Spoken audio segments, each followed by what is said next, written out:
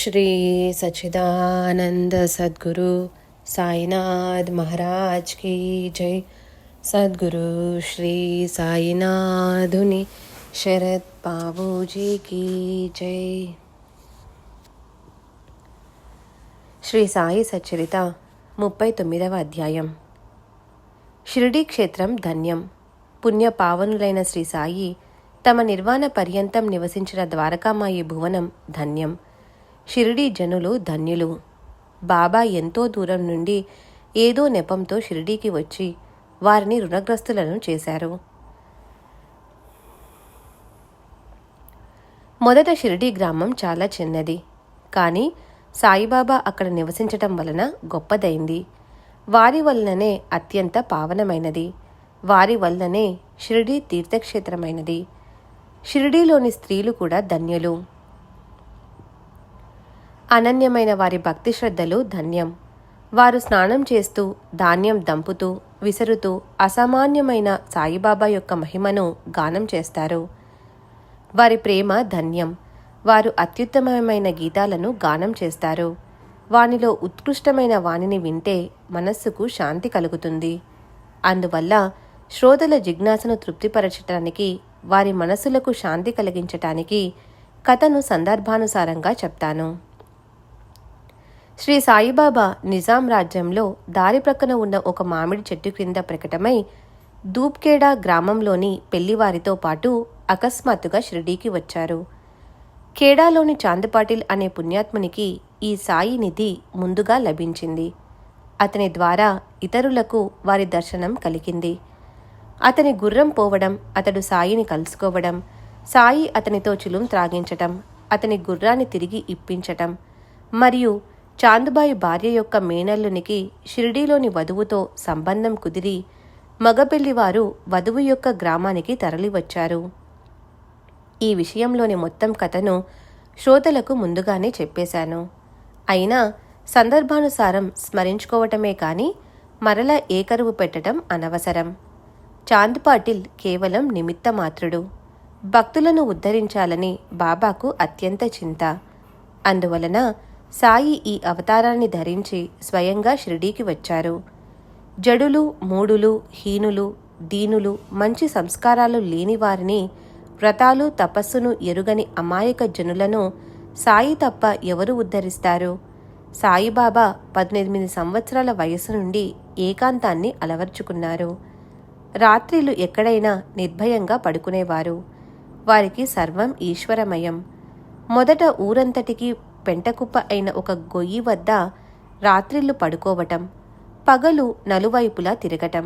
అలా అనేక సంవత్సరాలు గడిచిపోయాక ఆ గోతికి మంచి రోజులు వచ్చాయి. దాని చుట్టూ దీన దయాలువైన సాయికి విశాలమైన భవనం నిర్మించబడింది. ఆ గొయ్యి మధ్య భాగం సాయి శరీరానికి విశ్రామ స్థానమైంది. అక్కడే వారికి శాశ్వతంగా సమాధి నిర్మాణమైంది. ప్రణతవత్సలుడైన ఆ సాయి సమర్థులు దుస్తరమైన భవసాగరాన్ని దాటడానికి యథార్థమైన తమ ఈ చరిత్ర అనే నౌకను భక్తుల శ్రేయస్సుకై నిర్మించారు. మహా దుస్తరమైన ఈ భవసాగరాన్ని కుంటి గ్రుడ్డివారైన భక్తి పరివారం ఎలా దాటగలరని వారు బాధపడ్డారు. ఈ భవాన్ని దాటటం అందరికీ ఆవశ్యకం. అయితే దానికి పరిశుద్ధాంతఃకరణం అవసరం. అంటే చిత్తశుద్ధి ముఖ్య సాధనం. భగవద్భజన దానికి మూలం. శ్రవణానికి సమానమైన భక్తి లేదు. శ్రవణంతో సహజంగా గురు చరణాలయందు భక్తి కలిగి మనస్సు నిర్మలమవుతుంది. అప్పుడు పరమార్థం ఉత్పన్నమవుతుంది. అసంఖ్యాకమైన సాయి కథలను గానం చేస్తూ ఉంటే పెద్ద గ్రంథమవుతుంది. సంక్షిప్తంగా వర్ణించాలంటే విస్తారం తప్పనిసరి అయిపోతుంది. శ్రోతలకు శ్రవణంలో ఉత్సుకత ఉంటేనే చెప్పేవారికి ఉత్సాహం ఉంటుంది. ఇలా పరస్పరం మన కోరికలను తీర్చుకొని హితాన్ని సాధించుకుందాము. ఇక్కడ సాయియే నావను నడిపేవారు. ఏకాగ్ర మనసుతో వినటమే వారికి చెల్లించే మూల్యం. కథాశ్రవణంలో శ్రద్ధ గౌరవాలు ఉంటే అవి వెంటనే తీరానికి చేరుస్తాయి. గత అధ్యాయంలో బాబా వంట యొక్క సంక్షిప్త వర్ణన మరియు ఒకరికి దత్తదేవునిపై భక్తిని దృఢపరచటం, భక్తులకు నైవేద్య సంతర్పణను మనవి చేశాను. ప్రతి అధ్యాయం చివర తరువాతి అధ్యాయంలోని విషయాలను సూచించే పద్ధతి ప్రకారం ఈ రచన సాగిందని మీ అందరికీ తెలుసు. కానీ గత అధ్యాయం చివర తరువాతి అధ్యాయం గురించి చెప్పలేదు. సాయిబాబా గుర్తు చేసిన విషయాన్ని చెప్తాను అని స్పష్టంగా చెప్పాను. అట్లే సాయి దయతో గుర్తు చేసిన దానిని ఇప్పుడు శ్రోతలకు మనవి చేస్తాను. చిత్త చాంచల్యాన్ని, అశ్రద్ధను దూరం చేసి శాంతంగా వింటే మనస్సులకు ఆనందం కలుగుతుంది అని శ్రోతలకు విన్నవించుకుంటున్నాను. ఒకసారి సద్భక్తుడైన నానా చందోర్కరు మసీదులో కూర్చొని బాబా చరణాలను ఒత్తుతూ నోటిలో గీతను వల్లించుకుంటున్నాడు. భగవద్గీతలోని చతుర్థాధ్యాయాన్ని వల్లించుకుంటూ చేతులతో సాయి పాదాలను ఒత్తుతుండగా జరిగిన చిత్రాన్ని వినండి. సాయి సమర్థునికి భూత భవిష్యత్ వర్తమానాలలో సర్వం తెలుసు. నానాకు గీతార్థాన్ని బోధించాలని వారి మనస్సుకు తోచింది. జ్ఞానం, కర్మ సన్యాసం మరియు బ్రహ్మార్పణ యోగం గురించిన అధ్యాయాలను నానా అస్పష్టంగా గొనుక్కోవటం బాబా ప్రశ్నకు కారణమైంది. సర్వం కర్మ అఖిలం పార్థ జ్ఞానే పరిసమాప్యతే అనే 33వ శ్లోకం ముగిసి తద్విద్ది ప్రణిపాత అన్న శ్లోకాన్ని చెప్పుకుంటున్నాడు. 34వ శ్లోకం వద్ద అతని పఠన ఆగింది. నానాను ప్రశ్నించి అతనికి తమ బోధ అర్థమయ్యేలా చేయాలని బాబాకు అనిపించింది. నానా, ఏమిటి నోటిలోనే గొనుక్కుంటున్నావు? మెల్లగా అనుకుంటున్నది ఏదో నాకు వినిపించేలా స్పష్టంగా చెప్పు అని అన్నారు. వెంటనే నానా బాబా ఆజ్ఞానుసారం శ్లోకం యొక్క 4 చరణాలను చెప్పాడు. బాబా ఆ శ్లోకానికి అర్థ వివరణను, స్పష్టీకరణను అడిగారు. అప్పుడు నానా అత్యంత వినయంగా, బద్ధాంజలుడై మధురంగా భగవంతుని వచనాలను చెప్పాడు. ఆ సాయి నానా సంవాదాన్ని అందరికీ విశదపరచడానికి గీతలోని మూల శ్లోకాన్ని పదపదాన్ని వివరిస్తాను. బాబా ప్రశ్నలోని మర్మం మరియు సత్పురుషుల మనోధర్మం తెలియచేయటానికి, ఏ సంశయం లేకుండా అర్థమవటానికి ఇలా ఉపక్రమించాలి అని అనిపించింది. అసలే గీర్వాణ భాష కఠినమైనది. సాయికి సులువుగా ఎలా అర్థమైంది? నిగూఢమైన వారి ప్రశ్నలు ఆశ్చర్యకరం. సత్పురుషుల జ్ఞానం అగమ్యం. సంస్కృత భాషను ఎప్పుడు అధ్యయనం చేశారు, ఎప్పుడు భగవద్గీతను చదివారో తెలియదు. గీతలోని అంతరార్థాలను బాగా తెలిసిన జ్ఞానిలా ప్రశ్నిస్తున్నారు. శ్రోతలు మూల శ్లోకాన్ని తెలుసుకోవాలని మరియు వారిని సమాధానపరచాలని భగవంతుని వచనాలలోని ప్రతి అక్షరం తెలుపుతున్నాను. ఇవి వివరణలలో సహకరిస్తాయి. తద్విద్ది ప్రణిపాతేన పరిప్రశ్నేన సేవయా ఉపదేక్షంతి తే జ్ఞానం జ్ఞానిన తత్వదర్శినః. ఇది గీతలోని మూల శ్లోకం. దీనిని అనేక టీకాకారులు, భాష్యకారులు వ్యాఖ్యానించారు. వారందరిది ఒకటే అభిప్రాయం. నానా కూడా బాగా శ్రవణం చేసినవాడు. గీతా భాష పారంగతుడు. తనకు తెలిసినట్లుగా శ్లోకానికి అర్థం, ప్రతిపదార్థం చెప్పసాగాడు. అన్వయ అర్థాన్ని మనసులో ఆలోచించుకొని నానా రసభరితంగా మధురమైన వాక్కుతో వినయంగా శ్లోకార్థాన్ని మనవి చేయసాగాడు. గురువు చరణాలకు సాష్టాంగ ప్రణామం చేసి, గురు సేవకు జీవితాన్ని అంకితం చేసి, గురువును ఆదరంగా ప్రశ్నించే వారికి జ్ఞానులు జ్ఞానార్థాన్ని ఉపదేశిస్తారు. సారాంశం: కరుణామూర్తి అయిన కృష్ణ పరమాత్మ అర్జునునితో ప్రేమగా గురువుకు ప్రణామం, గురుసేవ ఇవి జ్ఞాన సముపార్జనకు సాధనాలు. అర్జున, ఈ మార్గంలో తత్వదర్శులైన జ్ఞానులు జ్ఞాన ప్రాప్తికి నీకు దారి చూపుతారని చెప్పారు. ఇది నాకు తెలిసిన శ్లోకార్థం. శంకర భాష్యం ఆనందగిరి, శంకరానంద, శ్రీధర, మధుసూదన, నీలకంఠ వీరంతా భగవానుని వచనాలకు ఇదే అర్థాన్ని వ్యాఖ్యానించారు. సాయి సమర్థులు మొదటి 2 చరణాల అర్థాన్ని సమ్మతించారు. కానీ తరువాతి సగం శ్లోకానికి వారు ఏం అర్థం చెప్పారో వినండి. చకోర పక్షుల వంటి ఇతర భక్తులు కూడా సాయి ముఖచంద్రం నుండి రాలే అమృత బిందువులను సేవించాలని ఉత్సుకతతో వచ్చి కూర్చున్నారు. బాబా, నానా, 3వ చరణాన్ని మరలా చక్కగా సరిగ్గా చూడు. జ్ఞానం అనే పదానికి వెనుక అవగ్రహముంది. దానిని కలిపి అర్థం చూడు. నేనేదో విపరీత అర్థాన్ని చెబుతున్నానని, అర్థాన్ని అనర్థం చేస్తున్నానని అనుకోకు. పూర్వం చెప్పిన భాష్యం అసత్యమా మరి అని అనుకోకు. నా మాటలు నిరర్థకమని తలవకు. జ్ఞానులు మరియు తత్వదర్శులు జ్ఞానాన్ని ఉపదేశిస్తారు అని అన్నావు కదా. అక్కడ జ్ఞానం అని ఉన్న చోట అజ్ఞానం అన్న పదం వేస్తే యథార్థమైన అర్థం నీకు బోధపడుతుంది. జ్ఞానం చెప్పబడే విషయం కాదు, దానిని ఎలా ఉపదేశించగలరు? అసాధ్యం కనుక జ్ఞానమనే శబ్దానికి విరుద్ధమైన శబ్దాన్ని ఉపయోగించి ఆ అనుభవాన్ని తెలుసుకో. జ్ఞానమనే పదానికి నీవు చెప్పిన అర్థం విన్నాను. ఆ పదానికి బదులు అజ్ఞానమనే పదం వేస్తే పోయేదేముంది?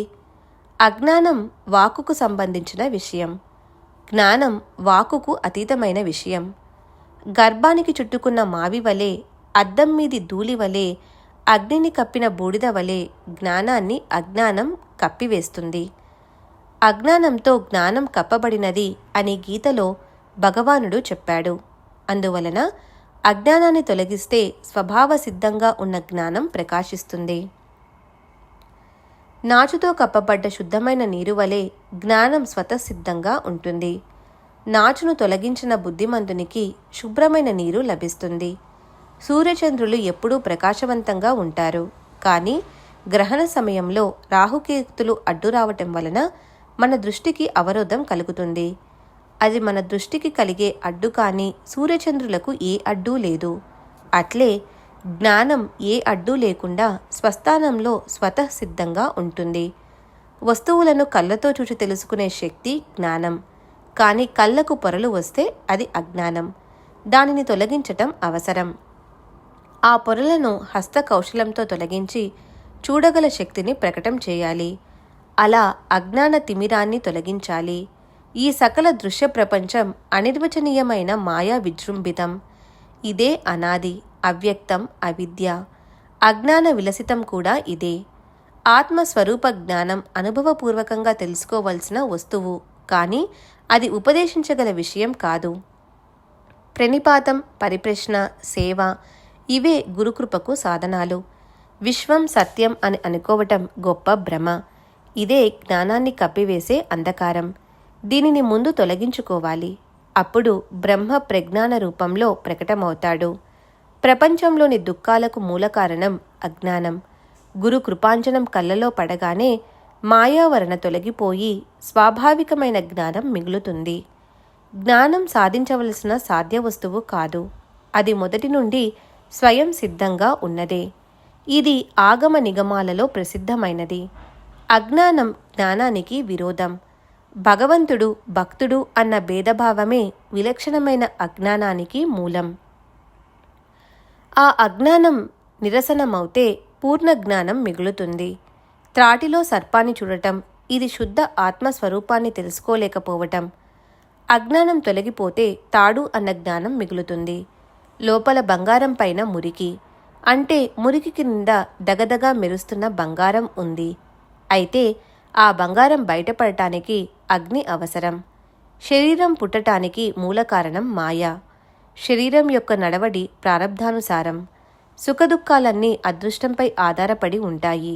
అందువలన శరీరాభిమానం అజ్ఞానం. నిరభిమానులైన వారికి సుఖదుఖాల బాస ఉండదు. నేను అనే అహంకార స్ఫురణ తొలగటమే అజ్ఞాన నిరసనం. స్వస్వరూపాన్ని తెలుసుకోకపోవటమే మాయకు జన్మస్థానం. గురువు యొక్క అనుగ్రహంతో మాయ తొలగి ఆత్మస్వరూప జ్ఞానం సహజంగా బయటపడుతుంది. భగవద్భక్తి లేకుండా వ్యర్థమైన ఇతర సాధనలు ఎందుకు? బ్రహ్మదేవుడు కూడా మాయాధీనంలో ఉంటాడు. అతనిని కూడా మాయ నుండి విడిపించేది భక్తియే. బ్రహ్మలోకం ప్రాప్తించినా భక్తి లేకుండా ముక్తి లేదు. అక్కడ కూడా భక్తి లేకపోతే మరలా జన్మించవలసినదే. అందువలన మాయను తొలగించుకోవటానికి భగవద్భజన ఒక్కటే ఉపాయం. భగవద్భక్తునికి పతనమంటూ ఉండదు.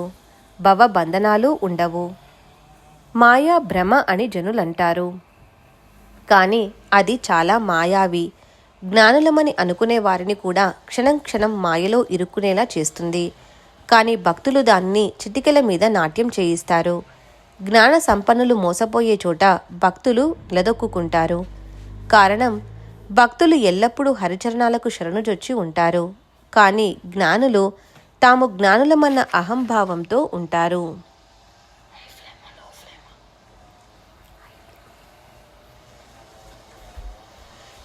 జ్ఞాన సంపన్నులు మోసపోయే చోట భక్తులు నిలదొక్కుంటారు. అందువలన మాయను తరించడానికి ఒక్క సద్గురువుకు అనన్య శరణుజొచ్చి వారి చరణాలను ఆశ్రయిస్తే వెంటనే భవభయం తొలగిపోతుంది. మరణం తప్పనిసరిగా వచ్చి తీరుతుంది. రానివ్వండి, కానీ హరిని విస్మరించరాదు. వారి వారి వర్ణాశ్రమాలను అనుసరించి ఇంద్రియాలతో పనులు చేస్తున్నా మనస్సుతో హరి చరణాలను ధ్యానిస్తూ ఉండాలి. గుర్రాలతో కట్టబడిన రథం వలె ఈ శరీరం ఇంద్రియాలతో కట్టబడి ఉంది. మనస్సు అనే దృఢమైన పగ్గంతో బుద్ధి ఇంద్రియాలను నిగ్రహిస్తుంటుంది. సంకల్ప వికల్పాలతో నిండి ఉండే మనస్సు యథేచ్ఛగా పరుగు తీస్తూ స్వేచ్ఛగా విహరిస్తుంటుంది. బుద్ధి తన నిశ్చయించే శక్తితో పగ్గాన్ని వింటే మనస్సును నిగ్రహిస్తుంటుంది. బుద్ధి వంటి చతురుడైన సారథి నేతవలే రథంలో ఉండగా రథంలోని యజమానికి చింత ఎందుకు? అతడు నిశ్చింతగా వ్యవహరించవచ్చును. శరీరానికి సంబంధించిన కార్యాలన్నింటినీ చేయించటం బుద్ధి యొక్క కర్తవ్యం. ఇది మనస్సుకు అలవాటు పడితే అన్ని పనులు సవ్యంగా జరిగిపోతాయి. ఇంద్రియాలు శబ్దస్పర్శ రూప రసాది విషయాల వెంట పడితే శక్తి వ్యక్తంగా క్షీణించిపోతుంది. ఇక అడుగడుగునా పతన భయమే. శబ్దస్పర్శ రూపరసాది పంచ విషయాలలో ఉన్న సుఖాలన్నీ చివరకు దుఃఖాలే. అజ్ఞానం పరమ దుఃఖం. శబ్దం అనే విషయానికి మోసపోయి లేడి చివరకు తన ప్రాణాన్ని కోల్పోతుంది. ఏనుగు స్పర్శ సుఖాన్ని ఆశించి ఆ ఆకర్షణకు అంకుశపు పోట్లను సహిస్తుంది. దీపం యొక్క రూపానికి భ్రమిసి పురుగు శరీరాన్ని కాల్చుకుంటుంది. జిహ్వతో రససుఖాన్ని అనుభవించాలనుకున్న చేప వెంటనే ప్రాణం విడుస్తుంది. సువాసన కోసం తుమ్మెద కమలంలో ఇరుక్కుపోతుంది. ఒక్కొక్క విషయ సుఖంలో ఇంత ఘోరమైన ఆపద ఉంటే ఇక 5 కూడినప్పుడు ఎంత భయంకరం! ఇది జంతువులు, జలచరాలు, పక్షులు, వీని దుస్థితి. ఇదంతా చూచిన జ్ఞానమున్న మానవులు కూడా విషయోన్ముఖులవుతారు. ఇంతకంటే అజ్ఞానం ఏముంటుంది? అజ్ఞానం నశించి విషయాల పట్ల విముఖత ఏర్పడినప్పుడు మనస్సుకు శాంతి, సంతోషం కలుగుతాయి. జీవుడు ఆత్మజ్ఞాన స్వరూపానికి అంతర్ముఖుడైనప్పుడు అత్యంత ఆనందం కలుగుతుంది. కనుక చిత్తంతో హరిని, గురువును ధ్యానం చేయండి. శ్రవణాలతో చరిత్ర శ్రవణం చేయండి. మనసుతో ధ్యానానుసంధానాలు చేయండి. జిహ్వతో నామస్మరణ చేయండి. పాదాలతో హరి యొక్క గురువు యొక్క ప్రదేశాలకు వెళ్ళండి. ముక్కుతో గురువు యొక్క నిర్మాల్యాలను వాసన చూడండి. చేతులతో వారి చరణాలకు నమస్కరించండి. కళ్ళతో వారిని దర్శించుకోండి. ఈ విధంగా ఇంద్రియ వృత్తులన్నీ ప్రేమగా గురువు కొరకు వినియోగించే భక్తుల స్థితి ధన్యం. భగవద్భక్తి అంటే వేరే ఏముంది? సారాంశం, అజ్ఞానాన్ని వ్రేళ్లతో సహా త్రవ్వేస్తే మిగిలేది సిద్ధంగా ఉన్న జ్ఞానమే అని తెలుసుకో అని శ్రీకృష్ణ పరమాత్మ అర్జునునికి ఈ శ్లోకం అంతరార్థాన్ని సూచించారు. అసలే నాన్న వినయ సంపన్నుడు. మధురమైన ఈ వాక్యను విని బాబా పాదాలకు సాష్టాంగ ప్రణామం చేసి 2 చేతులతో వందనం చేశాడు. తరువాత భక్తి శ్రద్ధలతో, బాబా, నాకు చక్కగా శిక్షణనిచ్చి నా అజ్ఞానాన్ని పారద్రోలండి, నా దురభిమానాన్ని శిక్షించండి అని ప్రార్థించాడు. సాత్విక గుణాలు పైపైకి కనిపిస్తున్నా అంతరంగంలో అనేక వికల్పాలుండి ఒక క్షణమైన అవమానాన్ని సహించలేము. అజ్ఞానం అంటే వేరే ఏముంది? మనస్సులో కీర్తి ప్రతిష్టల యందు కోరిక. పైకి ధ్యానం చేస్తున్నట్లు నాటకం. కామ క్రోధాలు లోపల రగులుతుంటే అంతకంటే అజ్ఞానం వేరే ఏముంటుంది? మనసులో చెడు కర్మల ఆలోచనలు హీనమైన ఆచారం ఉండి, భ్రష్టు ఆలోచనలు ఉండి పైకి బ్రహ్మనిష్ఠుని వలె ఊరేగటం. స్పష్టంగా చెప్పాలంటే ఇంతకంటే అజ్ఞానం వేరే ఏమిటి? బాబా, మీరు దయామయులు. మీ కృపాజల సించనంతో ఈ అజ్ఞానపు దావనాలాన్ని ఆర్పివేయండి. అప్పుడే నేను ధన్యుణ్ణి అవుతాను. నాకు జ్ఞాన విషయాల చర్చ అవసరం లేదు. నా అజ్ఞానాన్ని తొలగించి నాపై కృపాదృష్టిని ఉంచితే చాలు. నాకు అదే సుఖ సంతుష్టి. కరుణాఘనులు, ప్రేమమయులైన సాయిబాబా నానాను నిమిత్తమాత్రునిగా చేసి మీకు మాకు మన అందరికీ గీతార్థ ప్రవచనాన్ని చేశారు. గీత భగవానుని వచనం కనుక అది ప్రత్యక్ష శాస్త్రం, త్రికాలాలలో కూడా ప్రమాణం. ఇది ఎప్పుడూ అవమానింపబడకూడదు. నిజమైన జీవన్ముక్తునికి మరియు అత్యంత విషయలోలునకు ఈ ఉభయులకు శాస్త్రార్థాలు అవసరం లేదు. ఇవి ముముక్షువుల ప్రీతి కోసం. విషయ సుఖాలలో బాగా చిక్కుకొని పోయాను, నేను ఎప్పుడు ముక్తిని పొందుతాను అని తలచే ముముక్షువులను తరింపచేయటానికి ఈ శాస్త్రాలు. ఇటువంటి భక్తిని చూసి సత్పురుషులకు కరుణ కలిగి అప్పుడు ఏదో కారణంతో భక్తులకు అర్థమయ్యేలా బోధ చేస్తారు. గురువు లేదా భగవంతుడు ఎప్పుడూ భక్తుల అధీనంలో ఉంటారు. భక్తులను ఉద్ధరించాలనే సంకల్పంతో వారు కష్టాలను సహిస్తారు. ఇప్పుడు సాయి యొక్క మరొక చిన్న పద్ధతిని చెప్తాను. వారు కొన్ని వ్యవహారాలను ఎవరికీ తెలియకుండా చేస్తారు. చిన్న పనైనా పెద్దదైనా నిజమైన కారణం ఎప్పుడూ తెలిసేది కాదు. కానీ చెప్పకుండానే ఎప్పుడూ ఆ కార్యం మాత్రం క్రమక్రమంగా జరిగేది. కొన్ని పనులు సహజంగా ఉపక్రమింపబడేవి, కానీ వానికి మూల కారణం కానీ పేరు కానీ నిర్దేశింపబడి ఉండేవి కావు. పైకి అవి సంభ్రమాన్ని కలుగచేస్తాయి. ఉరిమే మేఘాలు వర్షిస్తాయా, చెప్పేవారు చేస్తారా అని రూఢిలో ఉన్న ఈ నానుడిని బాబా ప్రత్యక్షంగా అనుభవంలోకి చూపించేవారు. వారు పరోపకారం కోసమే జగత్తులో అవతరించారు. సంకల్పించిన కార్యం సమాప్తి కాగానే చివరకు అవ్యక్తంలో కలిసిపోతారు. మనం ఎక్కడి నుండి వచ్చాం, ఎక్కడికి వెళతాం, ఎందుకొరకు మనం సృష్టింపబడ్డాం, జన్మ యొక్క ప్రయోజనమేమిటి అన్న ప్రశ్నలకు మూల కారణాలు మనకు తెలియవు. స్వచ్ఛందంగా జీవితాన్ని గడిపేస్తాం. తరువాత మరణకాలం సమీపిస్తుంది. ఇంద్రియాలు బలహీనమైపోయినా మంచి ఆలోచనలు కలుగవు. తల్లి, భార్యాబిడ్డలు, బంధువులు, ఇష్టులు, ప్రియులు, మిత్రులు, స్వజనులందరూ శరీరాన్ని త్యజించటం మన కళ్ళతో చూస్తాం. అయినా మన మనస్సులలో మంచి ఆలోచనలు కలుగవు. సత్పురుషులు అలా కాదు. వారు అత్యంత జాగరూకతతో ఉంటారు. వారికి తమ అంతిమ సమయం, తమ నిర్వాణం గురించి సంపూర్ణ జ్ఞానం ఉంటుంది. శరీరంలో ఉన్నప్పుడు ఎంతో ప్రేమతో భక్తుల కొరకు తమ శరీరాన్ని అరగదీస్తారు. శరీరాన్ని త్యజించిన తరువాత కూడా తమ స్థలాన్ని భక్తుల శ్రేయస్సు కొరకు వినియోగిస్తారు. తమ శరీరాన్ని త్యజించక ముందే కొందరు తమ శరీరాన్ని విశ్రమింపచేయటానికి నిశ్చితమైన ప్రదేశంలో తమ సమాధిని నిర్మింపచేసుకుంటారు. సాయిబాబా అట్లే చేశారు. కానీ మొదట అది ఎవరికీ తెలియలేదు. సమాధి మందిరాన్ని ముందే కట్టించుకున్నారు. వారి లీల అద్భుతం. బాబా తమ సమాధి మందిరాన్ని నాగపూర్ నివాసి అయిన బాపూసాహెబ్ బుట్టి అనే పేరుగల గొప్ప శ్రీమంతుని ద్వారా కట్టించుకున్నారు. పరమ భక్తుడైన బాపూసాహెబ్ ఎల్లప్పుడూ సాయి చరణాలలో అనురక్తుడై ఉండేవాడు. బాబా సేవ కొరకు తన కుటుంబ సమేతంగా వచ్చి షిరిడీలో ఉన్నాడు. సాయి చరణాలపైని భక్తితో షిరిడీలోనే ఉన్నాడు. తరువాత కూడా సాయికి అంకితమైపోయి షిరిడీలోనే ఉండాలనిపించింది. షిరిడీలో స్థలం కొని ఒక చిన్న బంగ్లాను నిర్మించుకొని అక్కడ స్వతంత్రంగా నివసించాలని అతనికి ఆలోచన కలిగింది. ఇక్కడ నాటిన మూలబీజం యొక్క వృక్షం ఈనాటి సమాధి మందిరం. ఇది భక్తుల పట్ల సాయి మహారాజుకు ఉన్న ప్రేమకు స్మారకం. ఇది ఏ విధంగా మొదలై ఎలా నిర్మింపబడి ఈ ఆకారాన్ని దాల్చింది అన్న విషయాలను ఆలకించండి. బాబూసాహెబ్ బుట్టి మనసులో బంగ్లా గురించిన ఆలోచనతో దీక్షితుని ఇంటి మేడపై నిద్రిస్తుండగా ఒక చక్కటి దృష్టాంతం కలిగింది. అక్కడే ఒక పరుపు పైన మాధవరావు నిద్రిస్తుండగా అతనికి కూడా అదే దృష్టాంతం కలగటంతో ఆ ఇద్దరికీ చాలా ఆశ్చర్యం కలిగింది. బాపూసాహెబ్ స్వప్నంలో బాబా, నువ్వు నీ బంగ్లాను మందిరంతో సహా కట్టించు అని అతనికి ఆజ్ఞాపించారు. ఆ దృష్టాంతం కలగగానే బాపూసాహెబ్ తక్షణం నిద్ర మేల్కొని ప్రక్కపైన కూర్చొని మొత్తం కలను గుర్తు తెచ్చుకోసాగాడు. ఇక్కడ ఇలా ఉండగా మాధవరావు ఏడవటం వినిపించింది. బుట్టి సాహెబు గట్టిగా కేకవేసి పిలిచేసరికి అతని నిద్ర మాయమైంది. నీవు ఎందుకు ఏడుస్తున్నావు అని మాధవరావును అడగగా, శ్రీవారి ప్రేమమయమైన పలుకులు విని నాలో ప్రేమ ఉప్పొంగింది.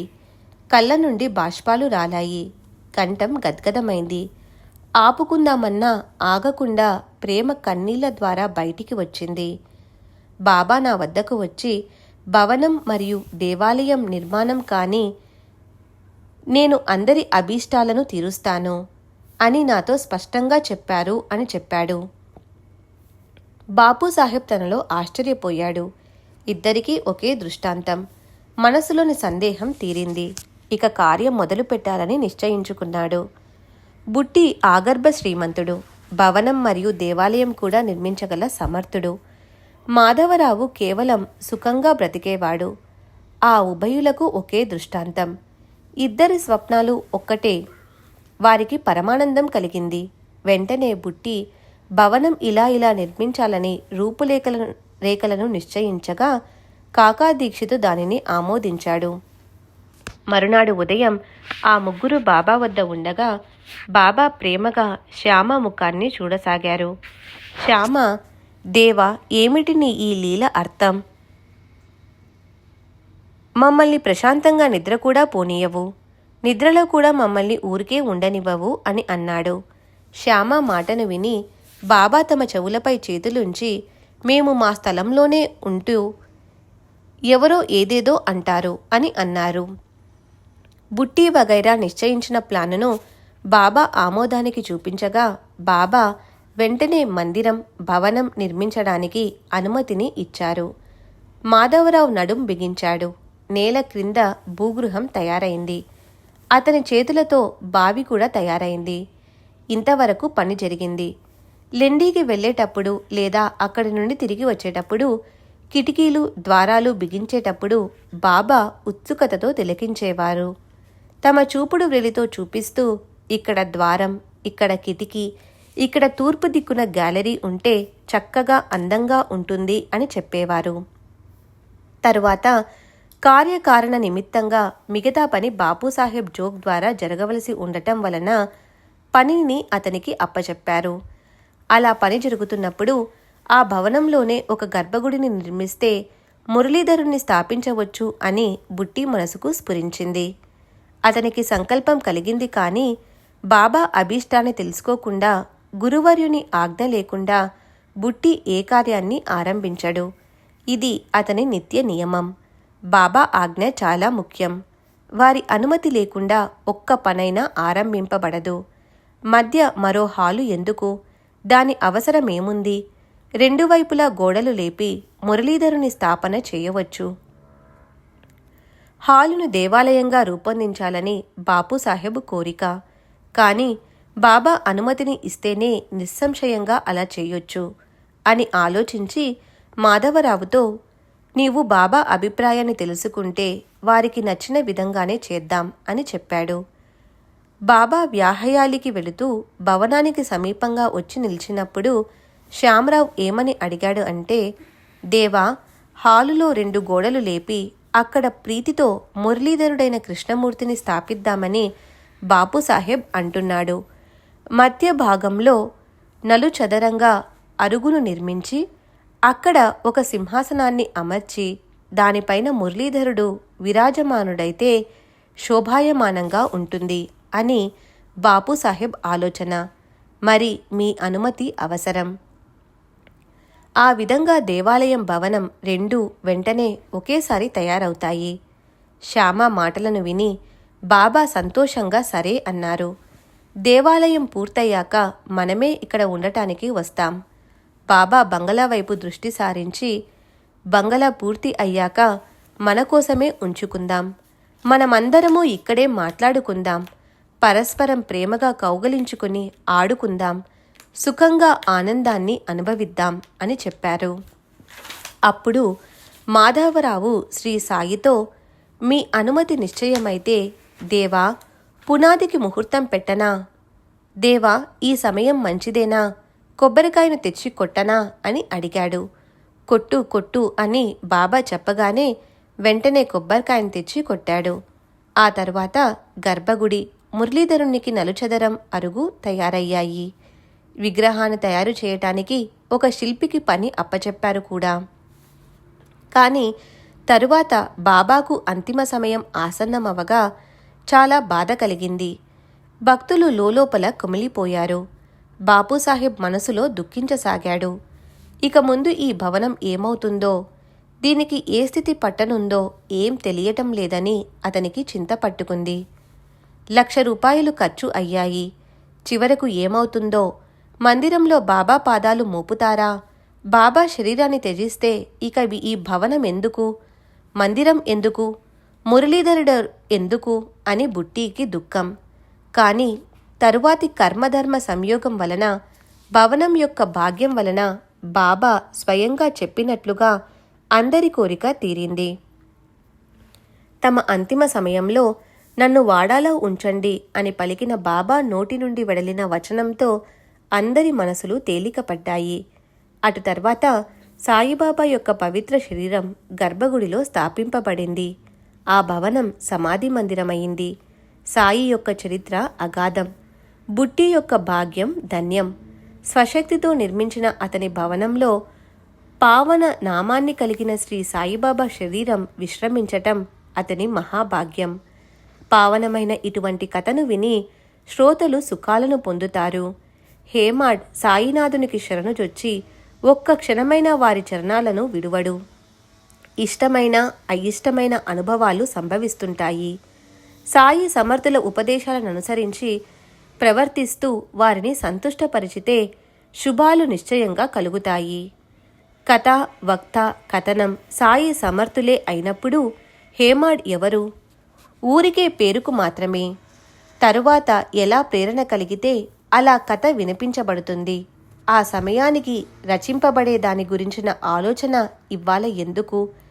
స్వస్తి శ్రీ సంతసజ్జన ప్రేరితము, భక్త హేమాడ్ పంత్ విరచితము అయిన శ్రీ సాయి సమర్థ సచ్చరితంలో గీతా విశిష్ట శ్లోకార్థ నివేదనం మరియు సమాధి మందిర నిర్మాణమను 39వ అధ్యాయం సంపూర్ణం. శ్రీ సద్గురు సాయినాథార్పణమస్తు. శుభం భవతు. శ్రీ సచ్చిదానంద సద్గురు సాయినాథ్ మహారాజ్ కీ జై. సద్గురు శ్రీ సాయినాథుని శరత్ బాబూజీ కీ జై.